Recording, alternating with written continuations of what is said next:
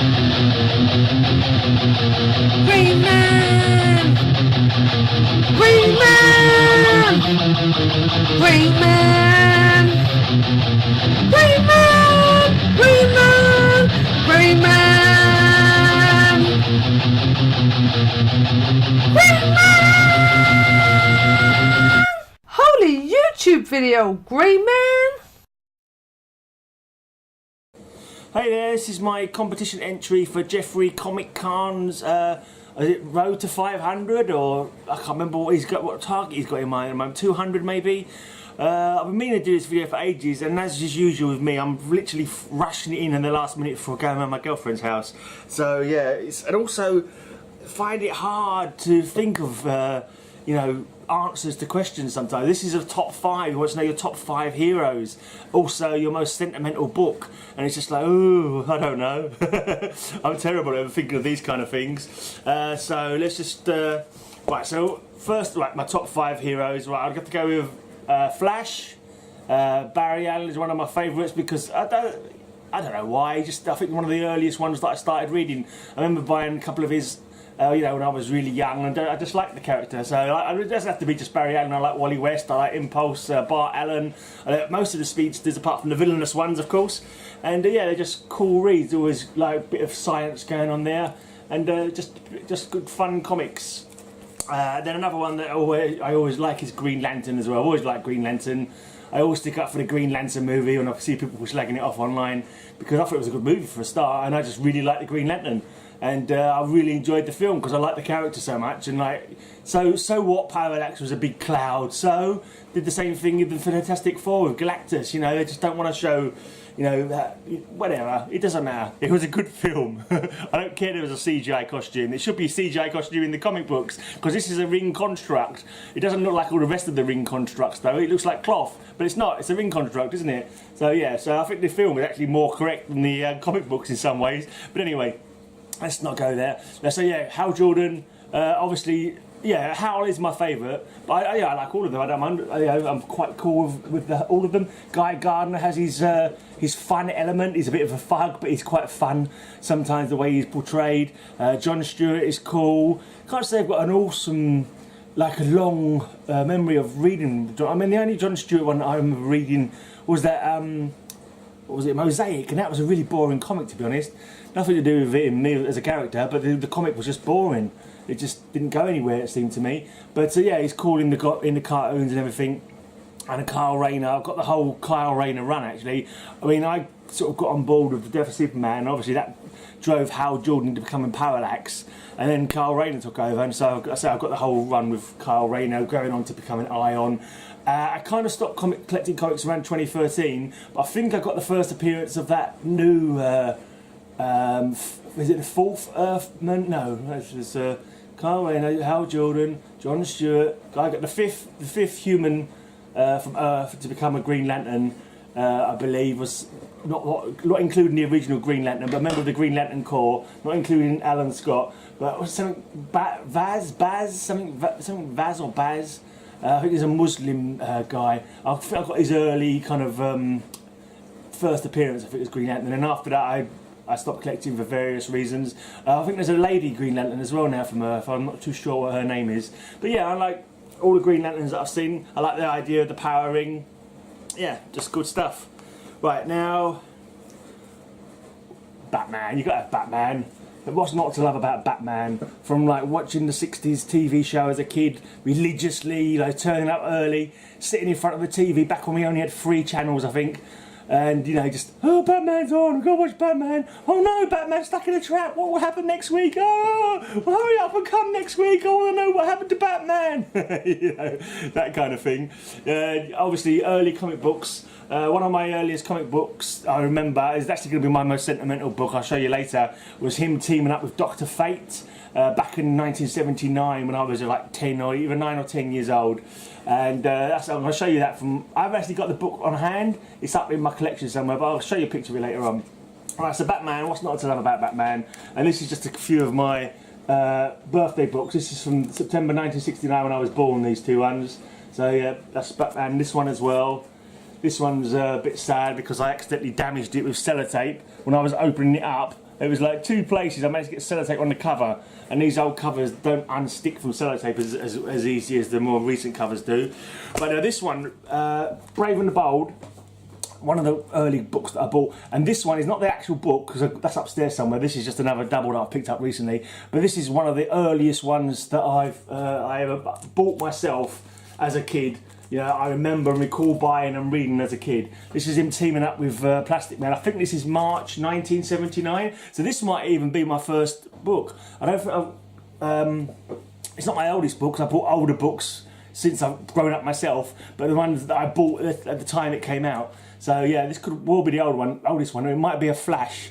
There's a couple of old Flashes that I know I've got upstairs, I think from 1979 as well. But I mean, the one that I'm going to show is my most sentimental book. I thought it was my oldest book, but now I'm not so sure if it is my oldest book.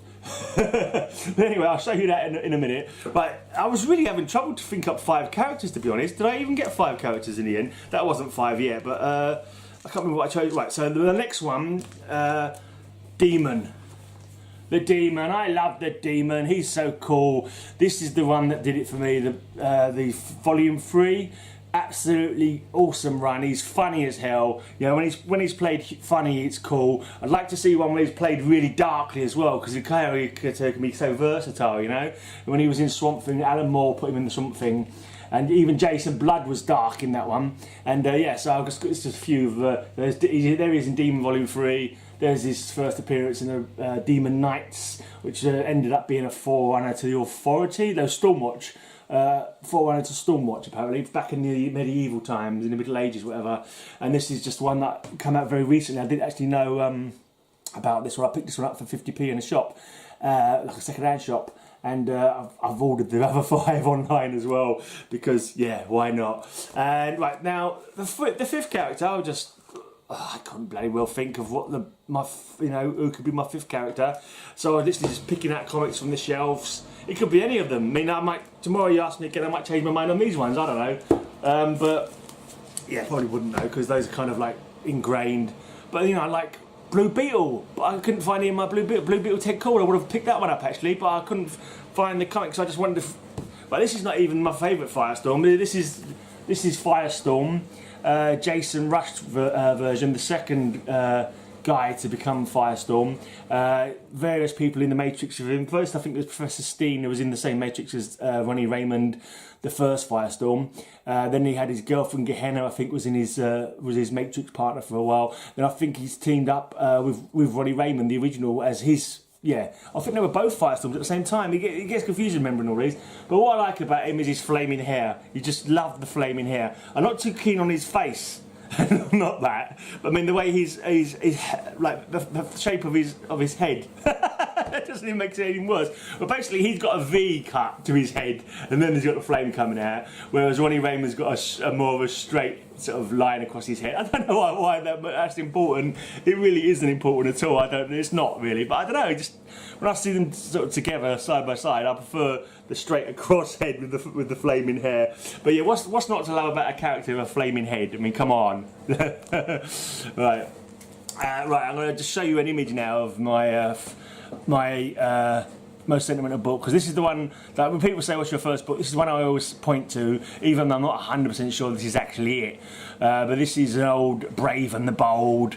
I can't remember what month it was. I know it's 1979 when I was either 9 or 10, and it's got Dr. Fate, and you know I'm very partial to Dr. Fate as well, but I couldn't find any Dr. Fate comics to show you. But he doesn't appear in that many comics. He's not had a really long run. He has a couple of 8-parters every now and again. He always teams up in books. He's a member of the Justice Society of America and that. But yeah, this is my most sentimental book then, because this is the one that I think may be my first comic book that I can clearly recall buying as a kid. But the trouble is, it's so hard to remember. I mean, I haven't got the best memory anyway. But you know, I don't remember picking up a book and saying, "Oh, a comic book. Oh, I've not had one of these before. I think I'll give it a try." I don't ever remember not having comic books or not knowing about comic books. So I vaguely recall buying it in the shop. It wasn't like, oh look, comic books, I must pick, you know, it was like I already knew about comic books and maybe I'd already read comic books. So I do wonder if I, had some comic books as a kid that got lost. Or I know there were some paper Marvel UK and possibly DC UK, I'm not sure. But you know, it's just weird because I don't remember ever not having comic books or ever picking up a comic book for the first time and thinking, oh, I've never had one of these before. You know what I mean? That's the thing. But anyway, I've just gone on far too long. Right, good luck to Jeffrey KomiKhan with getting your getting your channel up to whatever your target was. Yeah, I've checked out a few of your videos so far, but I've only just become aware of you, so I will check out more of your videos in the future. I think I dropped in on your live stream the other day that you were doing, and I watched another video today about the comic competition where you were saying you've got a package of comics from Taiwan, was it, that you posted to yourself from your cousin or something? So I'll have to check out that video to see what you had in there. I'm not sure if you put that up yet, but I'll see if I can check it out later. But anyway, yeah, good luck with that, and everyone should go and subscribe to his channel, guys. And yeah, I'm going to shout out a couple of small channels as well that I've been enjoying recently. We've got like just about, you know, less than 20 or just over 20, so they need more love. So if anyone's watched this to the end, then go and check out Fiverr's Revenge channel. He's got loads of cool books on there, lots of cool Conan and fantasy books with great covers, Buscema and people like that. And there's another one I've been watching recently, Comics is Life, I think it's called, Comics is Life. And he's a cool guy going through his, like, he picks up a lot of compendiums and stuff like that, and he shows off the art inside the books. He's a cool chap, so, you know, go and give them channels some love as well. But yeah, that's it. Out from me. Cheerio.